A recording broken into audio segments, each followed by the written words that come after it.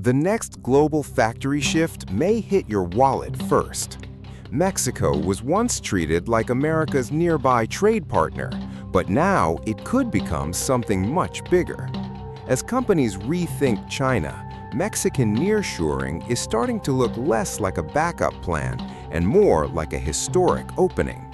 But this shift is not free, and it will not stay hidden inside boardrooms. It can affect the price of cars, appliances, electronics, and even the stability of jobs across North America. So the big question is simple.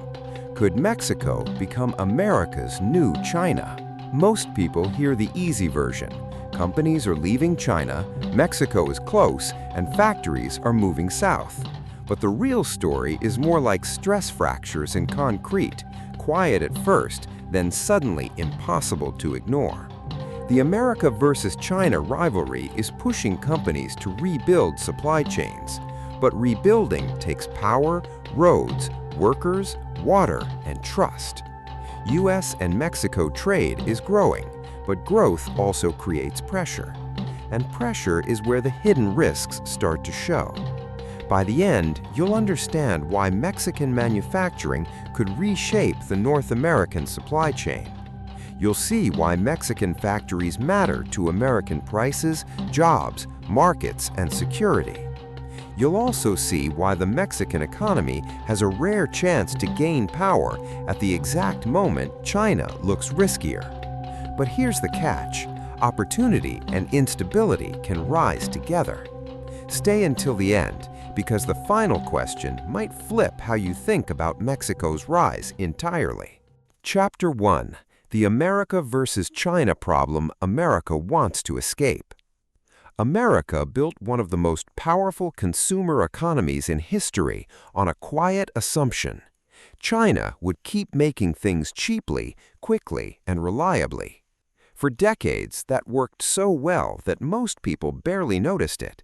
Shoes, phones, toys, tools, car parts, electronics, all arriving like clockwork. But what happens when the clock starts depending on a rival country? That question stopped being theoretical after trade wars, pandemic shortages, port chaos, and rising tensions in the America versus China rivalry. In 2025, the US still imported hundreds of billions of dollars in goods from China, while Mexico remained one of America's biggest trade partners.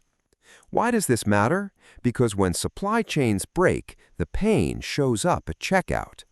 A delayed chip can mean a more expensive car. A delayed part can shut down a factory shift. That is why Mexican nearshoring suddenly feels less like a business trend and more like a national strategy. If more production moves into Mexican factories, the North American supply chain becomes faster, closer, and easier to control.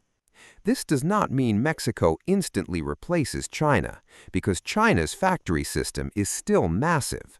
But it does mean the Mexican economy could become more important to American prices, jobs, markets, and security.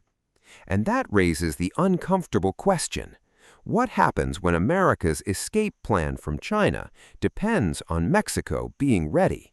Chapter 2: Why Mexico is in the perfect location. Mexico's biggest advantage is almost too simple. It is right next door. For decades, companies chased cheaper factories across the ocean. But now distance means delays, higher shipping costs, and more risk. Sea freight from China to the US can take around 30 to 40 days door to door. So what if Mexico's location becomes its biggest weapon? Goods made in Mexico can reach US markets in days, not weeks. That matters for cars, appliances, electronics, and everyday products. In 2024, U.S. goods and services trade with Mexico reached about $935.1 billion. Faster shipping can mean lower costs and fewer shortages. Think of it like buying from a neighbor instead of waiting for a package from another continent. That is why Mexican nearshoring is about more than cheap production. It gives companies more control over the North American supply chain.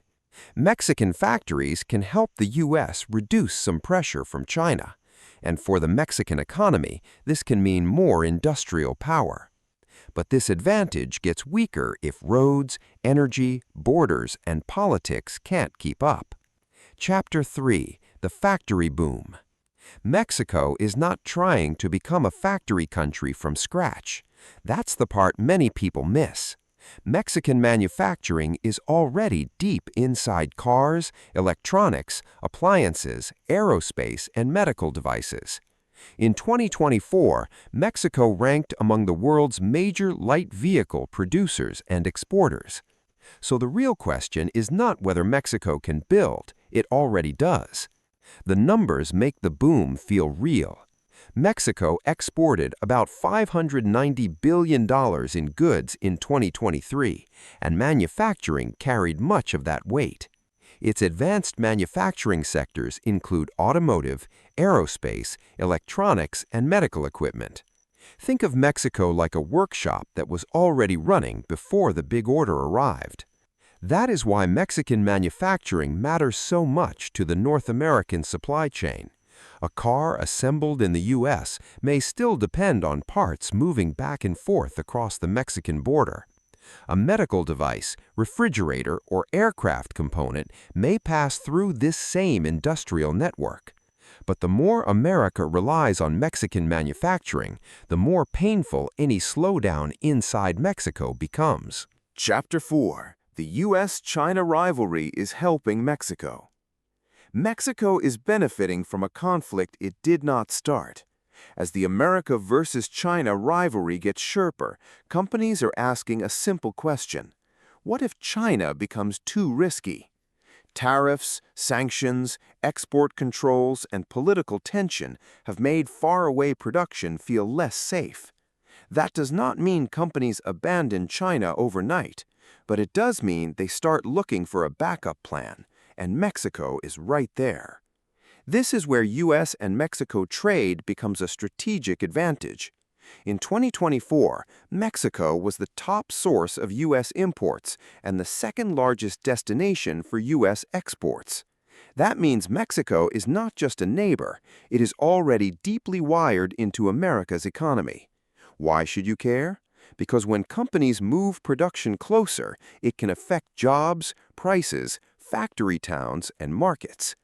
Mexican nearshoring works because Mexico offers a rare mix: proximity, lower costs than the U.S., and access to the North American supply chain.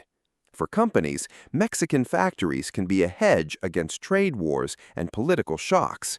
But the more Mexico benefits from the U.S.-China split, the more exposed it becomes to American politics. And that creates a new risk. Mexico's boom could rise or fall with decisions made in Washington. Chapter 5: Why Mexico Still Has Big Challenges. Mexico has the location, the factories, and the timing, but that does not mean the boom is guaranteed. Mexican nearshoring needs more than cheap land and eager investors. It needs electricity, water, safe roads, reliable ports, and political trust. And this is where the success story starts to get complicated. Energy is one of the biggest pressure points. In 2024, Mexico hit record electricity demand of 51,595 megawatts during extreme heat and water shortages. A factory without reliable power is not a factory. It's a very expensive building. If Mexican factories slow down, that can affect car parts, appliances, prices, and jobs across the North American supply chain.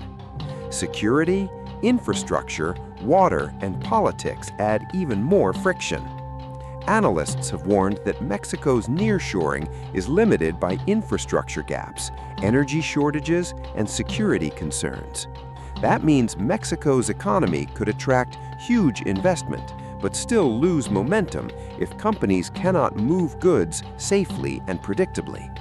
So Mexico may not become the new China for the whole world, but it could become America's most important factory partner. The unresolved risk is simple. Mexico's opportunity is massive, but the bottlenecks may grow just as fast as the boom. So what do you think? Can Mexico really become America's new China, or is that comparison too big? Will Mexican nearshoring make North America stronger, or create new risks that people are underestimating? And if Mexican factories become more important, who benefits the most? The US, Mexico, or the companies in between? Subscribe, turn on notifications, and keep learning how geopolitics, economics, and power shape your everyday life.